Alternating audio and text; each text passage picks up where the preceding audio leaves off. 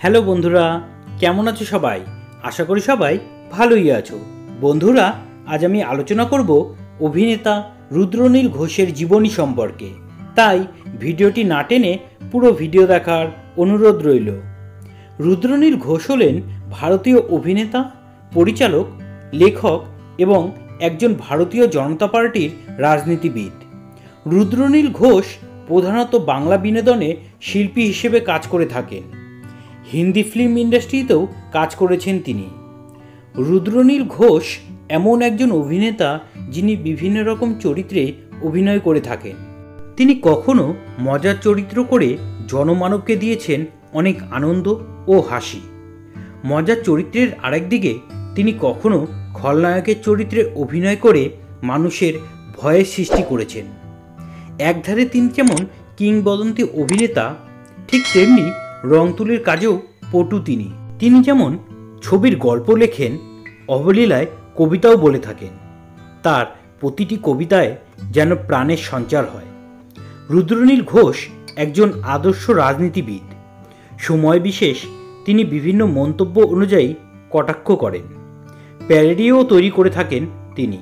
রুদ্রনীল ঘোষ 1973 সালের 6 জানুয়ারি ভারতের পশ্চিমবঙ্গ রাজ্যের হাওড়া জেলার একটি বাঙালি হিন্দু পরিবারে জন্মগ্রহণ করেন। তার বাবার নাম রবীন ঘোষ এবং মায়ের নাম শবনম ঘোষ। রুদ্রনীল ঘোষ তার প্রাথমিক শিক্ষা লাভ করেন সাঁতরাগাছি কেদারনাথ ইনস্টিটিউশন থেকে এবং এরপর তিনি কলকাতা বিশ্ববিদ্যালয়ের নরসিংহ দত্ত কলেজ থেকে 1995 সালে স্নাতক ডিগ্রি অর্জন করেন। রুদ্রনীল ঘোষ প্রাথমিকভাবে দূরদর্শনের মাধ্যমে তার অভিনয় জীবনের সূচনা করেন।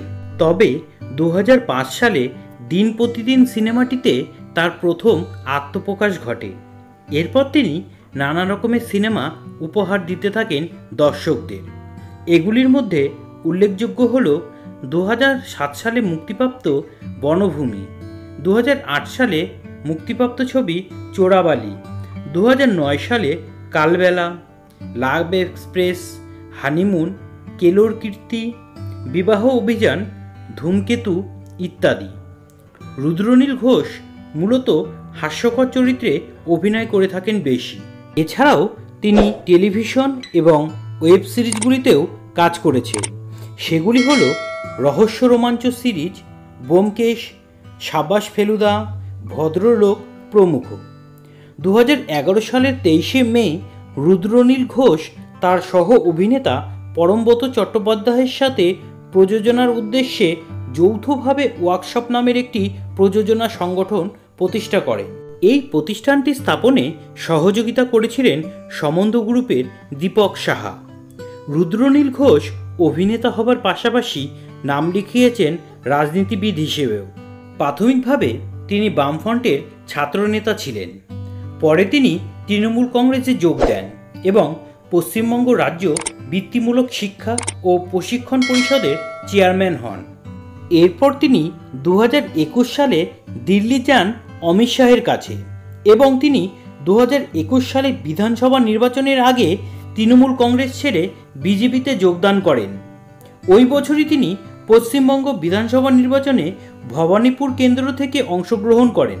তিনি এআইটিসি নেতা শোভনদেব চট্টোপাধ্যায়ের বিরুদ্ধে প্রতিদ্বন্দ্বিতা করেন, কিন্তু দুর্ভাগ্যবশত তিনি শোভনদেব চট্টোপাধ্যায়ের নিকট ভবানীপুর আসনে 29,000 ভোটের ব্যবধানে হেরে যান। রুদ্রনীল ঘোষ 2022 সালের অক্টোবর মাসে বিধাননগরের সল্টলেকে পশ্চিমবঙ্গের মাধ্যমিক শিক্ষক নিয়োগ কেলেঙ্কারি অনশন বিক্ষোভে অংশগ্রহণ করেছিলেন। রুদ্রনীল ঘোষ পশ্চিমবঙ্গের state council of technical and vocational education skill ডেভেলপমেন্টের সভাপতি পদে বহাল রয়েছেন। রুদ্রনীল ঘোষ তার অভিনয় জগতে যে সাফল্য অর্জন করেছেন তার ফলস্বরূপ 2007 সালে বেঙ্গল ফিল্ম জার্নালিস্ট অ্যাসোসিয়েশন তাকে সেরা সহ অভিনেতা কাঁটাতার ও রিফিউজি ছবির জন্য পুরস্কৃত করেন। 2011 সালে জি বাংলা গৌরব সেরা খলনায়ক অভিনেতা হিসেবে ব্যোমকেশ বক্সির জন্য তিনি পুরস্কৃত হন। 2012 সালে তিনি চ্যাপলিনের জন্য সেরা অভিনেতার অ্যাওয়ার্ড পান।